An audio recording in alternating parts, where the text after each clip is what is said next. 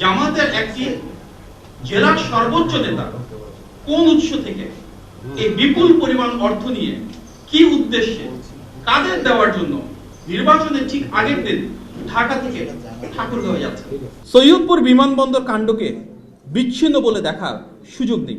গণমাধ্যমে দেখতে পেলাম সৈয়দপুর বিমানবন্দরে ঢাকা থেকে যাওয়ার পর নগদ অর্ধ কোটিরও বেশি টাকা সহ ঠাকুরগাঁও জেলা জামাতের আমিরকে আটক করেছে পুলিশ, যেখানে নির্বাচনে অবৈধ অর্থনৈতিক লেনদেন প্রতিহত করতে সকল ব্যাংক, অর্থনৈতিক প্রতিষ্ঠান, ব্যবসায়িক লেনদেন ও কার্যক্রম বন্ধ রয়েছে। সেখানে স্বাভাবিকভাবেই সর্বত্র প্রশ্ন উঠছে, জামাতের একটি জেলার সর্বোচ্চ নেতা কোন উৎস থেকে এই বিপুল পরিমাণ অর্থ নিয়ে কি উদ্দেশ্যে কাদের দেওয়ার জন্য নির্বাচনের ঠিক আগের দিন ঢাকা থেকে ঠাকুরগাঁও যাচ্ছে।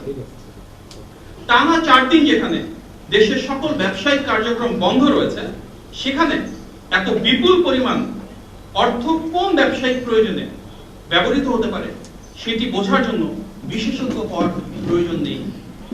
স্পষ্টতই আচরণবিধির এই লঙ্ঘন গণবিচ্ছিন্ন রাজনৈতিক দলটির দেউলিয়ত্ব ও অনৈতিক প্রভাব বিস্তারের চেষ্টা প্রমাণ করছে।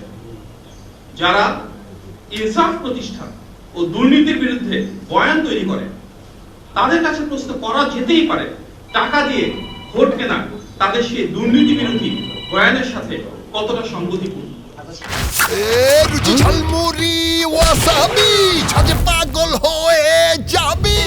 সৈয়দপুর বিমানবন্দর কাণ্ডকে বিচ্ছিন্ন বলে দেখার সুযোগ নেই, কারণ দেশের অন্যান্য জায়গার মতো জামাতের আমিরের নির্বাচনী আসন ঢাকা 15তেও একই রকম অবৈধ অনৈতিক লেনদেনের ঘটা সংঘটিত হতে দেখা গিয়েছে। আরও দেখা গিয়েছে কুমিল্লা, নোয়াখালী, খুলনা সহ দেশের অসংখ্য জায়গায়। ইতিপূর্বে দেশটি আমরা দেখেছি দেশব্যাপী দলটির নেতাকর্মীরা বাসায় বাসায় গিয়ে ভোটারদের বিকাশ নম্বর ও ভোটার আইডি নিয়েছিলেন।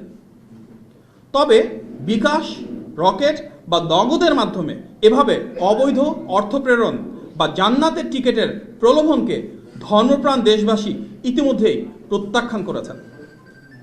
গণমাধ্যমে প্রাপ্ত সংবাদ অনুযায়ী আমরা দেখতে পেরেছি দেশের অনেক জায়গায় ভোটারদের মাঝে ভীতি ছড়াতে সেই রাজনৈতিক দলের সন্ত্রাসীরা দেশি অস্ত্রসহ বাঁশ, পাইপ ও স্ট্যাম্প জড়ো করছে। বিভিন্ন জেলায় সহিংসতা, অতর্কিত হামলা, অগ্নিসংযোগ, ভোটারদের ভয়ভীতি প্রদর্শন ও অর্থ বিতরণ করছে। এইসব ঘটনার সাথে সম্পৃক্ত ভোটের মাঠে নানা বিশৃঙ্খলা সৃষ্টি সহ অনৈতিক কার্যক্রমের সঙ্গে জড়িত সেই দলের অনেকেই ইতিমধ্যে আইনশৃঙ্খলা বাহিনীর হাতে গ্রেফতার হয়েছে। আমরা উদাহরণস্বরূপ শুধু একটি মর্মান্তিক ঘটনা এখানে উল্লেখ করতে চাই।